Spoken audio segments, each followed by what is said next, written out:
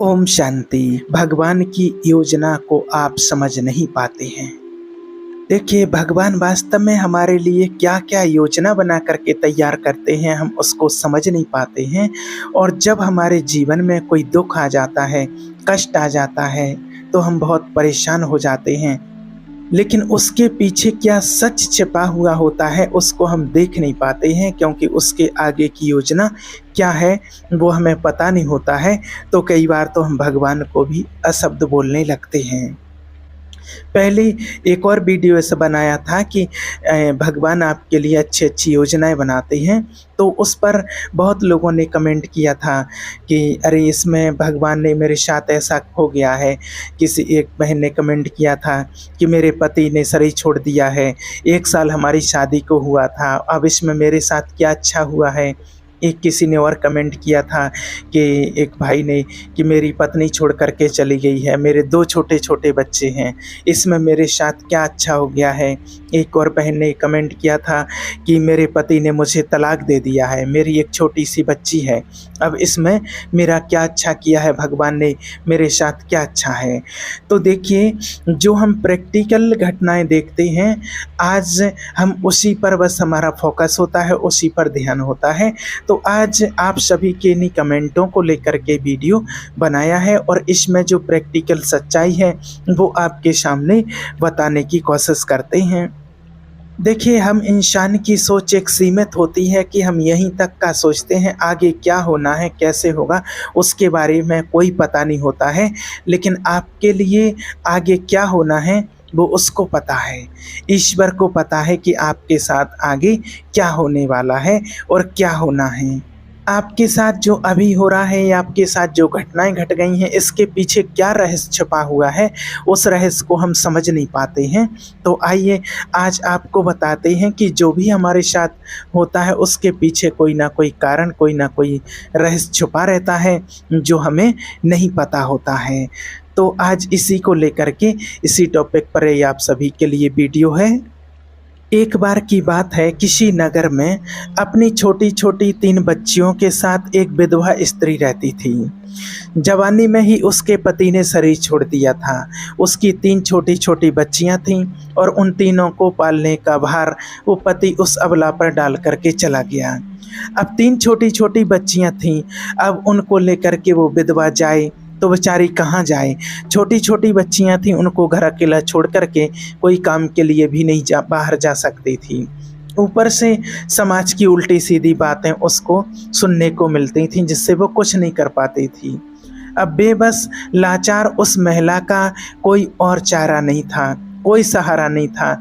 वो अपने पति को याद कर के वो अपनी बच्चियों को जैसे-तैसे पाल रही थी और वो धीरे-धीरे करके पति के गम में बीमार पड़ने लगी। ऊपर से उन बच्चियों की चिंता थी कि क्या होगा इन बच्चियों का, कैसा इनका पालन-पोषण होगा, कैसे पालन-पोषण होगा, कैसे इनकी शादी करूँगी, क्या होगा, क्या नहीं होगा। आज जब किसी के साथ भी ऐसा होता है तो लोग बहुत चिंता में रहते हैं कि आखिर क्या होगा हमारे साथ, तो क्या होता है आगे देखिए। यही सारी चिंता में रह कर के सोच-सोच कर के और उस महिला की तबीयत बिगड़ गई। अब उसका अंत समय निकट आ गया था और यमराज का एक दूत उस विधवा स्त्री के प्राण लेने के लिए इस धरती पर आया। वो उस महिला के प्राण ले जाना चाहता था, परंतु वहाँ का नज़ारा देख कर के वो यमदूत खुद दुविधा में पड़ गई। उसने देखा कि महिला ज़मीन पर अचेत पड़ी है, उसकी तीनों बच्चियाँ उसके ऊपर सिर रख कर के पड़ी हुई थीं। सबसे छोटी जो बच्ची थी वो उसके स्तनों से लिपटी हुई थी। यह करुणामयी दृश्य देखकर देवदूत के हृदय में दया आ गई। उससे उन बच्चियों की दशा नहीं देखी गई। एक बच्ची रो-रो कर अपनी माँ को जगा रही थी, दूसरी बच्ची रोते-रोते माँ के ऊपर सिर रख कर के सो गई थी। देवदूत ने सोचा, इन बच्चियों का पिता पहले ही जा चुका है, यदि मैं इस स्त्री के प्राण लेकर के गया तो ये बच्चियां किसके सहारे रहेंगी, कौन इन्हें संभालेगा, कौन इनका पालन पोषण करेगा। यही सब बातें सोच कर के वो देवदूत उस स्त्री के प्राण लिए बिना ही वापस लौट जाते हैं। यमराज ने पूछा कि तुम खाली हाथ क्यों आ गए, तुम तो उस विधवा स्त्री के प्राण लेने गए थे। तब देवदूत कहता है, हे स्वामी, मेरी गलती को क्षमा करना। मैं चाह कर भी उस स्त्री के प्राण नहीं ला सका। मेरी जगह यदि आप भी होते तो आप भी शायद खाली हाथ ही लौट करके आते। मैं उस महिला की अबोध बच्चियों का दुख नहीं देख पाया। जब मैं उसके प्राण लेने गया तो मैंने देखा कि उसकी 3 छोटी छोटी बच्चियां उसके ऊपर पड़ी रो रही, बिलख रही थीं। उन्हें कोई वहाँ देखने वाला भी नहीं था, कोई भी इंसान। अगर मैं ऐसे में उस महिला को ले आता तो उन बच्चियों को कौन देखता, कौन उनको पालता पोसता, उसका क्या होता, कौन उन्हें पालता पोसता। पृथ्वी लोक के मनुष्य तो इतने स्वार्थी हो गए हैं कि बिना मतलब के कोई किसी का सहारा भी नहीं बनता। यदि कोई किसी की मदद कर भी देता है तो वो उससे बदले की उम्मीद करता है, या फिर उसे अपने आसन के नीचे जिंदगी भर दबा कर रखना चाहता है। देवदूत बोला, हे स्वामी, मैं चाहता हूँ कि उस महिला को थोड़ा सा वक्त और दे दिया जाए ताकि वो अपनी बच्चियों को पाल पोस कर बड़ा करके उनकी शादी कर सके। देवदूत की बात सुनकर यमराज ने उसे डांटते हुए कहा, हे मूर्ख, विधाता की इस बनाई हुई सृष्टि में सब कुछ नियम से चलता है, और जिस आत्मा का जब समय पूरा हो जाता है तो उस आत्मा को कोई 1 मिनट भी रोक नहीं सकता है, और जिसका समय पूरा नहीं होता है उस आत्मा को 1 सेकंड पहले भी कोई ला नहीं सकता है। इस सृष्टि का नियम है और इस नियम के अनुसार ही ये सृष्टि चलती है। ना तो कोई किसी का टाइम बढ़ा सकता है और ना ही कोई घटा सकता है। सृष्टि में जिसके साथ जो भी हो रहा है वो अच्छा ही होता है और अच्छे के लिए ही हो रहा है।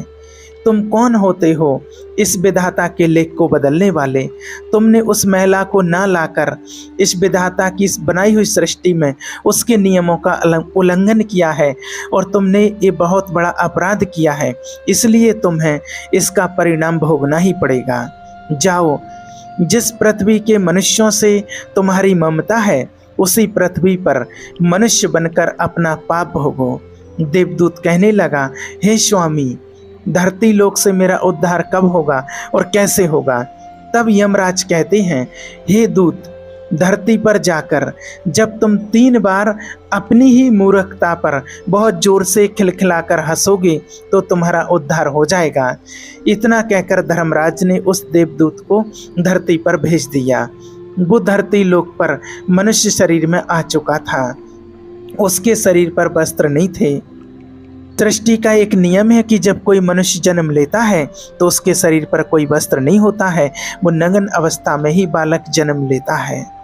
ऐसे ही देवदूत भी एक सड़क के किनारे और निर्वस्त्र अवस्था में ठंड से ठिठुर रहा था। वहीं से एक मौची गुजर रहा था। वो मौची ठंड से बचाने के लिए अपने बच्चों को कपड़े लेने के लिए जा रहा था। रास्ते में ठंड से ठिठुरते एक व्यक्ति को देखकर उसे दया आ गई। उसने अपने बच्चों को तो कपड़े नहीं लिए, लेकिन उस देवदूत को कपड़े और कंबल जरूर खरीद लाया और वे कपड़े लाकर उस देवदूत को दे दिए। देवदूत कहने लगा कि हे भाई, आपने मुझे कपड़े देकर मुझ पर बहुत बड़ा उपकार किया है, लेकिन कपड़े देकर आपने ठंड से तो मेरा दुख दूर कर दिया, पर मेरा ना तो कोई घर है, ना परिवार है, ना भोजन का कोई साधन है। तब मौची बोला, हे भाई, तुम मेरे ही घर चलो, मैं तुम्हारा सारा खर्च उठाऊंगा। तो अब तो वो मौची उस देवदूत को अपने घर लेकर के पहुंच गया। उधर मौची की पत्नी ने देखा कि उसका पति बच्चों को कपड़े लेने गया था। कपड़े तो कुछ लाया नहीं, उल्टे एक और आदमी को और घर बुला लाया है। पत्नी अपने पति से झगड़ने लगी, उसे उल्टे सीधे अशब्द भला बुरा कहने लगी, और ये सब उसके अशब्द सुन करके, वो पत्नी के अशब्द सुन करके देवदूत बहुत जोर जोर से हंसने लगा। मौची ने पूछा, अरे भाई, तुम हंसते क्यों हो? ऐसा क्या देख लिया आपने, क्या सुन लिया? तब देवदूत ने कहा, हे भाई, मेरी हंसी का रहस्य मैं आपको अभी नहीं बता सकता हूँ, समय आने पर मैं तुम्हें जरूर बता दूंगा। अब तो वो देवदूत उस मौची के घर में ही रहने लगा। कुछ ही दिनों में उसने मौची का सारा काम सीख लिया। देवदूत के द्वारा बनाए गए जूते और चप्पल खूब बिक रहे थे। चंद रोजों में ही मोची धनवान बन गया। दूर दूर तक उसके जूते फेमस हो गए थे। यहाँ तक कि राजा महाराजा तक भी उससे जूते बनवाने का आदेश देने लगे थे। जब से देवदूत उसके घर आया था उसकी तो किस्मत ही चमक गई थी। धन की कोई कमी नहीं रही, सब कुछ अच्छा चलने लगा। एक दिन की बात है, राजा का एक सैनिक एक चमड़ा लेकर के उसी मोची के पास आया और बोला, देखो हमारे महाराज इसी चमड़े से बने जूते पहनना चाहते हैं। ये चमड़ा कीमती है, तुम इसके ठीक से एक जोड़ी अच्छे सुंदर से जूते बना करके इसके तैयार कर दो। ये चम खराब नहीं होना चाहिए, पर ध्यान रखना इस चमड़े के जूते ही बनने चाहिए, भूल से भी इसकी चप्पल मत बना देना। राजा का सैनिक चमड़ा दे करके चला गया। इधर मोची ने भी देवदूत को समझाया कि देखो भाई, राजा वाली बात है, इसमें कोई भी किसी भी प्रकार की गलती नहीं होनी चाहिए। चमड़ा भी बहुत कम है, इसलिए चमड़ा खराब भी नहीं होना चाहिए। जूते की कह करके सैनिक गया है तो तुम जूते ही बनाना। गलती से अगर चप्पल बना दी तो राजा हमें कठिन से कठिन सजा देगा। और मोची के बार बार समझाने के बाद भी उस देवदूत ने उस चमड़े की चप्पल ही बना दी। चप्पल देख करके मोची की तो सांसें फूल गईं। वो देवदूत को डांटने लगा, यहाँ तक कि डंडा लेकर के उसे मारने के लिए भी दौड़ा। कहने लगा कि अरे मूर्ख, तुझे बार बार समझाया कि जूते ही बनाना, इसके जूते ही बनाना, लेकिन तूने चप्पल बना दी। अब राजा हमें नहीं छोड़ेगा, तू भी मरेगा और साथ में मैं भी मारा जाऊंगा। वो हमारे पूरे घर को फांसी लगवा देगा। मोची को अत्यंत दुखी देखकर और देवदूत एकदम से खिलखिलाकर हंसने लगा। उसे हंसते हुए देख, अबे मूर्ख आदमी, मोची बोला, अबे मूर्ख आदमी, काम बिगाड़कर अब हंस रहा है। वो देखो, जूते लेने के लिए राजा का सैनिक आ रहा है। मित्रों, जैसे ही मोची ने राजा के सैनिक को आते हुए देखा तो राजा के सैनिक को देख करके ही मोची के हाथ पैर फूल गए कि अब ये जूते मांगेगा तो मैं कहाँ से दूंगा।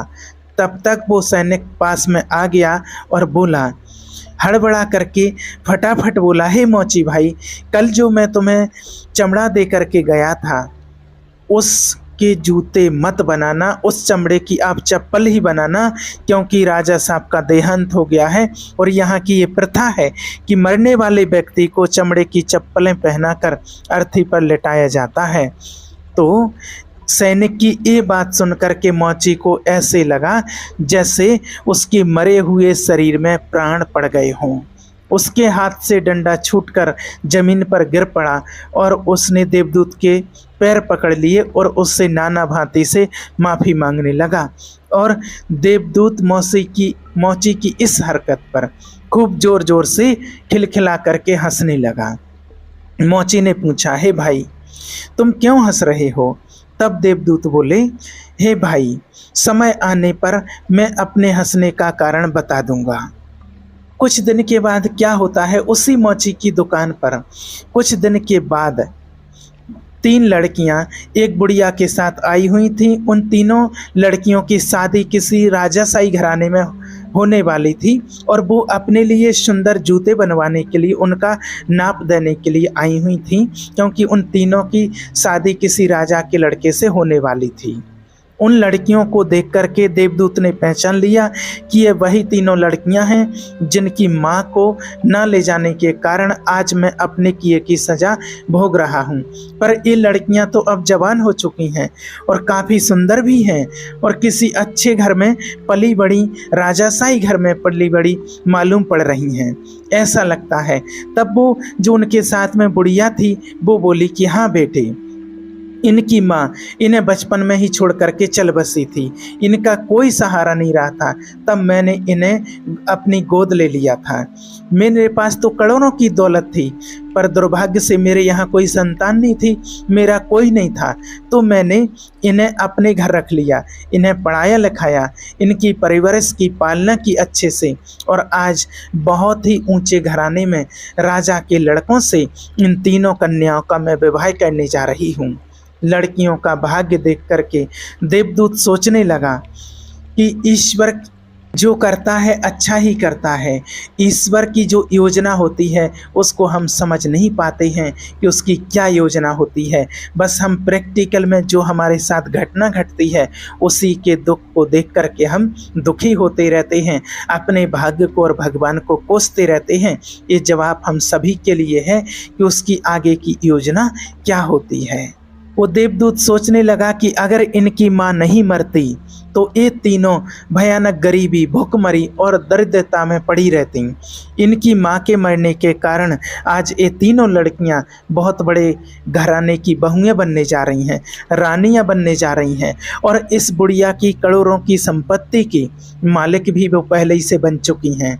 यह बात सोचकर देवदूत पहले की अपनी बात को सोच करके जोर जोर से हंसने लगा। वो 3 बार हंस चुका था। मोची ने पूछा, हे भाई, अब तुम किस लिए हंसे? कृपया अपनी हंसी का रहस्य समझाइए। तब देवदूत बोला, हे भाई, मैं 3 बार हंस चुका हूँ, अब मैं तुम्हें अपनी हंसी का कारण बताता हूँ। सुनो, मैं एक देवदूत हूँ। अभी अभी जो 3 लड़कियाँ हैं जूतों का नाप देने आई थीं, जब ये तीनों छोटी थीं तो इनकी माँ मर गई, पिता पहले ही मर चुका था। इन तीनों लड़कियों का तरस खाकर मैं इसकी माँ के प्राण नहीं ले गया। उसी कारण से धर्मराज ने मुझे श्राप देकर धरती पर भेज दिया। मैं निर्वस्त्र एक सड़क किनारे पड़ा था, तब तुम मुझे अपने घर बुला लाए थे।